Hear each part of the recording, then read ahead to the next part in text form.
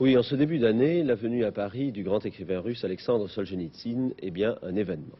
Il était ici depuis une semaine, mais le secret avait été bien gardé. Solzhenitsyn, vous le savez, n'aime pas la publicité, ni les journalistes, malheureusement pour nous. Il est extrêmement rare qu'il quitte son exil de Zurich. Par exemple, en 1974, il ne s'est déplacé que pour recevoir en Suède le prix Nobel de littérature. Solzhenitsyn prépare en ce moment une suite à son livre Août 14 sur la guerre entre l'Allemagne et la Russie. Solzhenitsyn a visité tout ce qu'il y a de russe dans Paris, réveillonnant même dans un restaurant russe. Il a également visité quelques monuments français, les cathédrales de Sens et de Chartres, ainsi que Versailles. Bien qu'il n'apprécie pas tellement les journalistes, je l'ai déjà dit, qui ne font que le déranger dans son travail, estime-t-il, il les a quand même affrontés cet après-midi, c'est le cas de le dire, chez son éditeur. Cet homme qui répond du mieux qu'il peut, parfois à peine audible, à 1000 questions posées en même temps, cet homme est pourtant la discrétion même. C'est le grand écrivain Solzhenitsyn, un solitaire harcelé depuis son expulsion du RSS et qui était à Paris tout à l'heure. Il a voulu connaître la France, il l'a rencontrée, il est ravi selon son éditeur parisien qui vient de diffuser la traduction du tome 2 de l'archipel du Goulag et qui gère désormais ses droits mondiaux. Il s'est rendu chez Signavski, un poète expulsé comme lui et qui vit à Paris. Solzhenitsyn s'est montré peu bavard, mais il semblait détendu. Je reviens à l'histoire, a-t-il annoncé. J'abandonne mes travaux sur l'univers concentrationnaire. On ne peut pas toujours parler de cela. Mais que pense-t-il de la France? Соборы, города и деревни.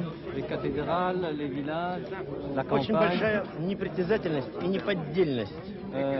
Une très grande simplicité, aucune artificialité.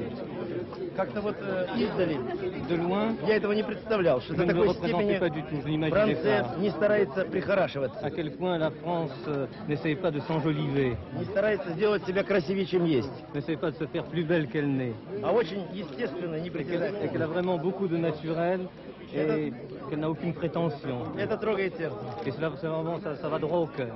Я приехал для того, чтобы не давать интервью, а брать интервью. Je suis venu non pas pour donner des interviews, mais pour faire des, Во interviews. Франции, как нигде в Европе, En France, comme nulle part en Europe, очень много русских il y a иммигрантов, énormément d'émigrés russes, в том числе в возрасте старше 75-80 лет. Ох, en и particulier Париж, здорово. qui sont âgés de plus de 70, sinon de 80 ans. Я приехал опросить Je этих suis venu людей les interroger об их личных воспоминаниях, sur leurs собрать souvenirs их personnels, свидетельства собрать, leur demander des témoignages, leur demander когда leurs они были témoignages, свидетелями революционных лет quand ils étaient России. témoins des années révolutionnaires en Russie.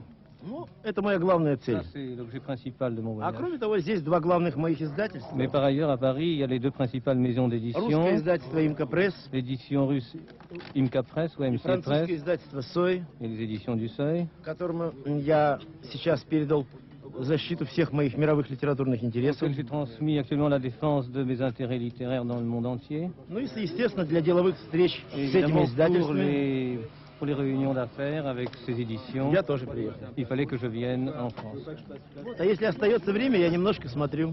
Et s'il me reste du temps en dehors de ce travail, eh bien j'essaie de voir ce que j'ai le temps de voir. Est-ce que la France lui a permis de comprendre un peu mieux certains problèmes du RSS, des gens qu'il a rencontrés, les témoignages qu'il a pu recueillir?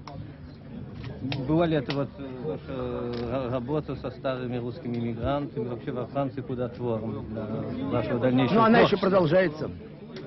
Вы Elle знаете, к continue. сожалению, я Elle continue. несколько простудился, мне трудно громче говорить. Malheureusement, je suis un peu grippé et il m'est difficile de parler plus fort comme on me le demande.